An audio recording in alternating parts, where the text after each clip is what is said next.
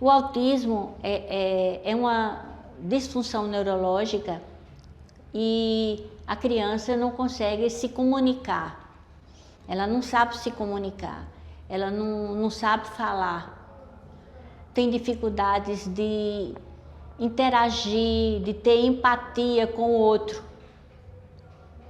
Muitas vezes elas têm movimentos repetitivos, têm manias, tem o chamado hiperfoco. Eu tenho pacientes que adoram ventilador, já outros pacientes adoram brinquedos de dinossauro e outros adoram carrinhos.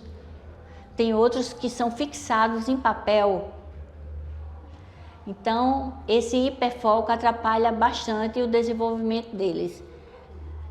Com o tratamento atual, multidisciplinar, muitas crianças estão evoluindo bem, estão conseguindo se alfabetizar. Eu já tenho pacientes que fazem vestibular, eu já tenho pacientes independentes. E para mostrar para vocês que a gente tem que investir na esperança de que uma criança autista possa melhorar. Não se sabe exatamente a causa, mas existe o fator genético. Falhas genéticas estão cada vez mais comuns. Então, essas falhas genéticas causam o autismo. O risco de ter um outro parente autista é de 10%. Eu tenho pacientes que são 3 filhos, os 3 filhos são autistas. 2 filhos, os 2 filhos são autistas. Mas a gente não pode descartar a questão ambiental. Alimentos com inseticidas, uso de drogas, a gente não afasta.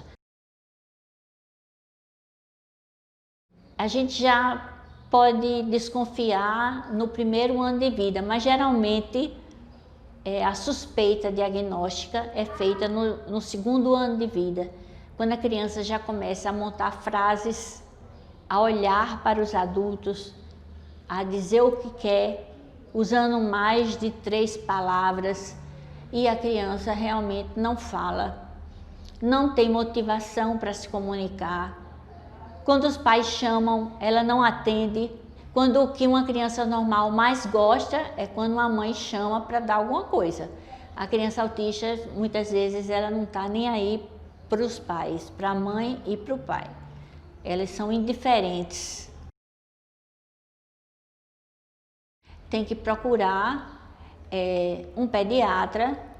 O pediatra vai encaminhar para uma equipe multidisciplinar que é composta pela neurologista, fonoterapeuta, terapeuta ocupacional, psicólogo, psicopedagogo. Então, essa criança vai ser avaliada por uma equipe.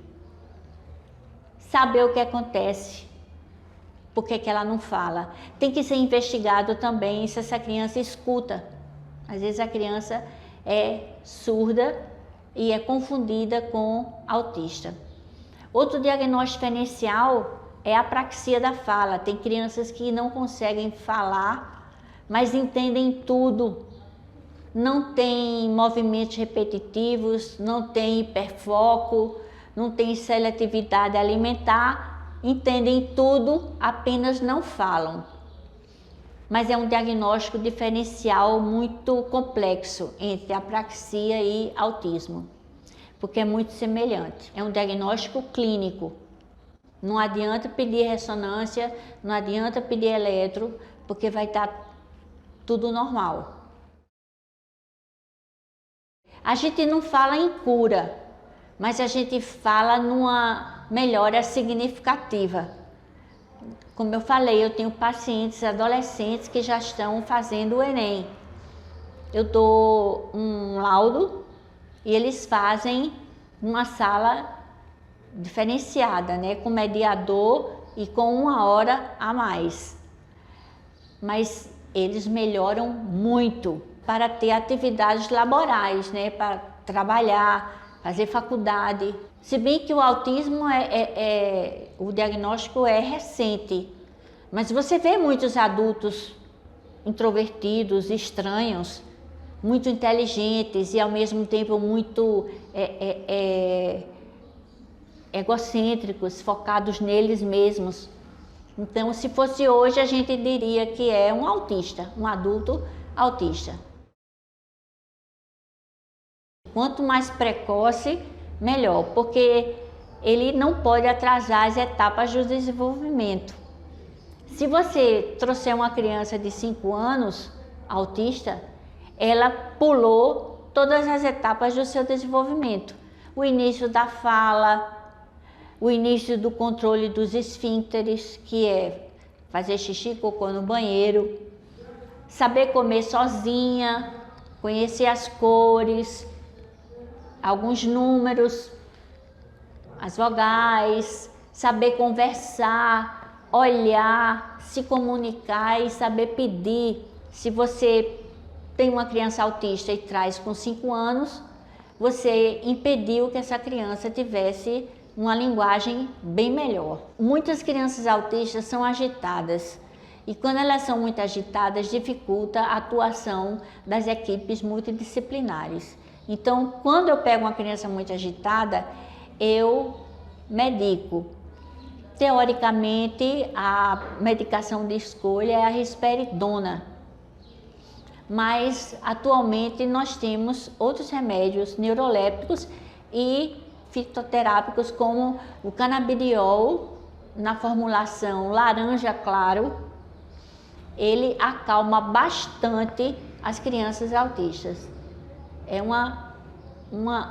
mais uma vitória para melhorar o comportamento das crianças, porque essa agitação que eles têm dificulta o relacionamento com outras crianças e o seu tratamento multidisciplinar. Então, neurolépticos e o cannabis sativa, que é o canabidiol, derivado medicamentoso da maconha. Afeta homens e mulheres, mas predomina nos homens. Supõe-se que a testosterona, né, influencie na disfunção neurológica que ocorre no autismo. As meninas autistas ou é 8 ou 80, ou são muito comprometidas ou são pouco comprometidas. Os meninos não, tem vários graus. Tem muito menino agitado, tem muito menino que não fala. Já nas meninas, você vê meninas que têm atraso de fala, você trabalha essa criança, menina, e ela vai evoluir melhor. As meninas evoluem melhor no autismo do que os meninos. Os meninos é mais difícil, até porque eles têm um comportamento muito agitado. Trabalhar aqui em Guarabira, para mim, é um oásis. Gosto muito de Guarabira, da equipe de Verônica, sou muito bem tratada em Guarabira, os pacientes são gentis comigo e eu amo ser médica, eu amo ser neurologista e Guarabira me acrescenta. Eu atendo muitas crianças dessa região, da Grande Guarabira, vou passar conhecimento para as pessoas, eu vou passar esperança para as pessoas. Não precisa vir fazer o tratamento, às vezes só uma orientação bem dada em casa já melhora o prognóstico de vida dessa criança. Não deixa a criança na televisão, celular é acima de 5 anos, porque ele fica limitado à repetição. O celular não vai ensinar nada para a criança. Quero deixar aqui a minha vontade de trabalhar com as crianças carentes, de me doar, né? As pessoas que podem melhorar com as minhas orientações, com o meu carinho, porque a gente tem que atender com carinho, porque ainda existe muito preconceito, né? A educação é a arma contra o preconceito. Então, eu falando para um pai e para uma mãe, eu não estou sendo só médica, eu estou sendo um agente social. Ser médica, para mim, é isso.